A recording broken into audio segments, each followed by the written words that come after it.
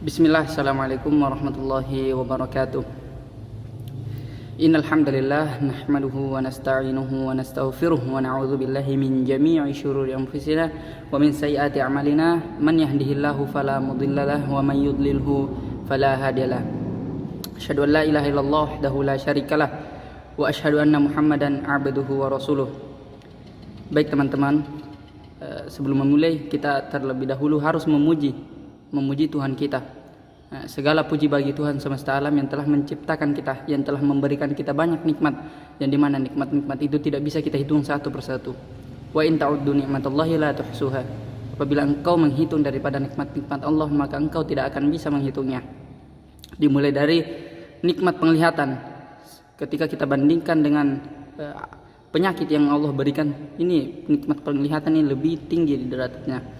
Saat kita ingin menjual, penglihatan ini sangat mahal, jadi tidak bisa kita hitung daripada nikmat-nikmat yang Allah berikan kepada kita.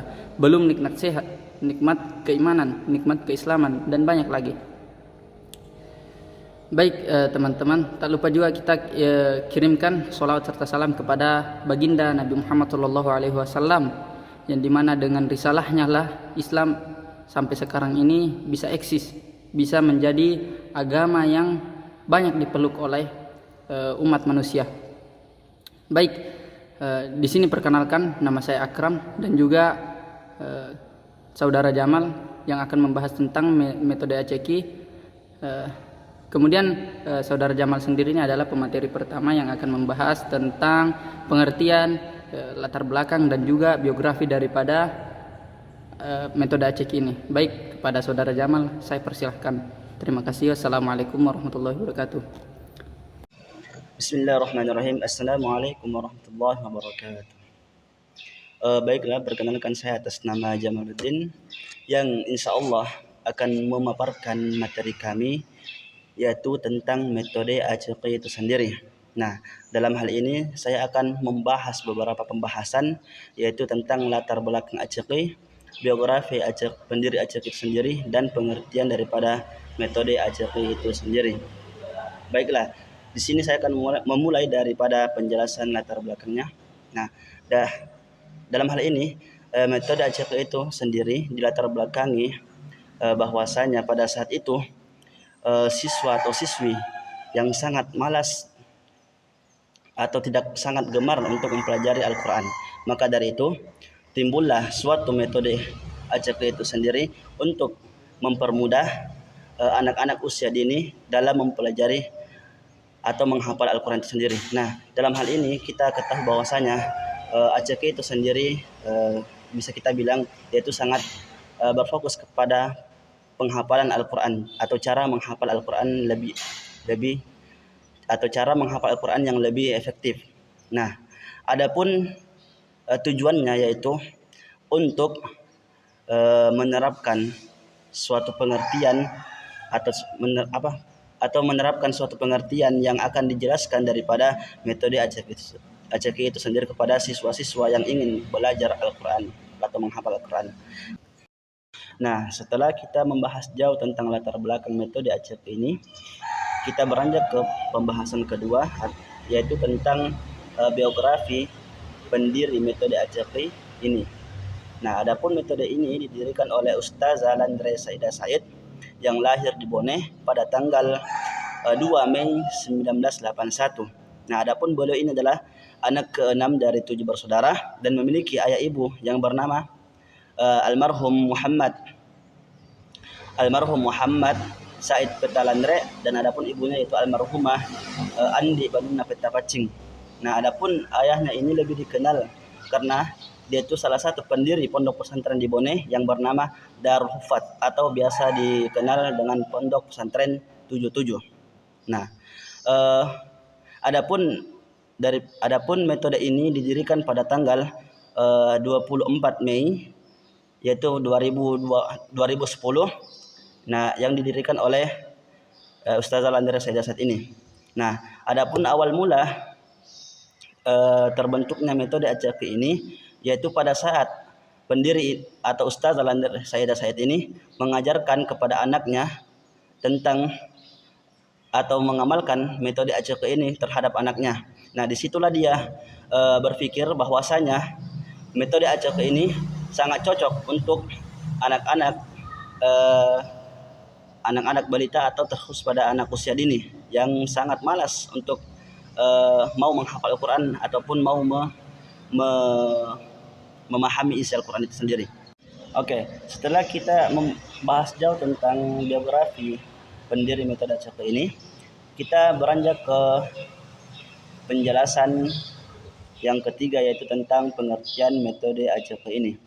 Nah, adapun pengertiannya yaitu metode ACK ini adalah suatu metode yang dimana mengkhususkan pada pembelajaran atau pendidikan yang berskala atau yang terfokus kepada gerakan atau isyarat. Nah, metode ACK ini juga sangat mengukur daripada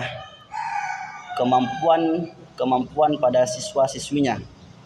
Nah, karena metode ACK ini dia itu sangat dia sangat berfokus kepada hal-hal yang sangat menyenangkan untuk bisa memberikan suatu hal yang baik terhadap siswa dan siswinya, agar tidak terlalu cenderung susah untuk memahami atau menghafal Al-Quran itu sendiri. Nah, baiklah, itulah beberapa penjelasan daripada latar belakang biografi pendiri ACK dan pengertian ACK itu sendiri. Adapun kurangnya mohon dimaafkan. Saya akhiri, Allahumma fiqh lakum itarik. Assalamualaikum warahmatullahi wabarakatuh. Bismillah, assalamualaikum warahmatullahi wabarakatuh. Baik, di sini saya akan melanjutkan paparan materi dari saudara Jamal yang telah membahas tentang pengertian daripada metode ACK ini, dan juga telah membahas tentang latar belakang berdirinya metode ACK ini, dan juga dia juga membahas saudara Jamal juga ini membahas tentang biografi dari founder ataupun penulis pendiri daripada metode ACK ini. Seperti yang kita ketahui, metode ACK ini adalah singkatan dari Aku Cinta Al-Quran. Aku Cinta Al-Quran, yang dimana mengacu atau menargetkan anak kecil. Kita ketahui anak kecil menyukai hal-hal yang bermain. Kemudian perlu kita ketahui bahwasanya Islam ini memiliki sendi yang sangat esensial, yaitu Al-Quran sebagai pedoman bagi kesejahteraan manusia, meliputi semua sisi dan aspek kehidupan manusia, baik di dunia maupun di akhirat kelak. Nah, kita perlu ketahui metode adalah seperangkat cara, rencana, dan sistematika yang harus dipenuhi dalam proses pembelajaran. Nah, di antara metode-metode ini yang ada saat ini adalah metode ACK, Aku Cinta Al-Quran, yang hadir sebagai metode menghafal dan memahami Al-Quran sebagai gerakan isyarat. Metode ACK ini memiliki 605 isyarat, jadi sangat banyak, dan setiap gerakan ini memiliki filosofi yang memberikan alasan dan tujuan tersendirinya. Nah, kolaborasi yang seimbang antara gerakan mulut dan isyarat tangan membuat penulis berpikir bahwa metode ini sangat efektif dalam proses menghafal Al-Quran. Metode Aku Cinta Al-Quran ini atau ACK ini merupakan metode yang lebih mengutamakan pemahaman anak dalam membahas atau mengerti ayat-ayat Al-Quran dan kemudian menghafalkannya secara bertahap. Metode ini lahir, tadi sudah dijelaskan, metode ini lahir pada tanggal 24 Mei 2010 di bawah naungan Pondok Pesantren Darul Hufaz atau 77, yang disebut 77 di Kabupaten Bone, Sulawesi Selatan. Di dalam sebuah metode pastinya memiliki kelebihan maupun kekurangan, dikarenakan segala sesuatu yang dibuat oleh manusia pasti akan mengalami yang namanya kekurangan. Pasti ada yang namanya kekurangannya. Nah, metode ACK ini juga memiliki kelebihan dan juga kekurangan. Nah, daripada keistimewaan metode ACK ini, anak mendengarkan ayat Al-Quran serta memiliki gerakannya dengan isyarat, penglihatan, dan sangat memudahkan peserta didik dan mampu mempercepat proses penghafalan. Ibnu Sina dalam kitab An-Nafas min kitab Asy-Syifa menyebutkan adanya hubungan yang erat antara isyarat dan juga makna. Di sini penulis telah menulis beberapa kelebihan dan juga kekurangan dari metode ini. Jadi kami sebagai pembicara pemakalah telah menulis merangkum kelebihan dan kekurangan dari metode ini. Yang pertama itu kelebihannya itu pembelajarannya lebih mudah dan pemahamannya yang menyeluruh, dan juga menambah kosakata bahasa Arab bagi anak didik, kemudian menjadikan anak lebih cinta terhadap Al-Quran. Kemudian kekurangannya itu pengabaian aspek budaya dan kontekstual, dan juga tidak adanya pengembangan keterampilan lain, dan juga keterbatasan dalam pemahaman dan kurangnya keterlibatan aktif siswa maupun anak usia dini. Nah, jadi itulah beberapa kekurangan dan kelebihan.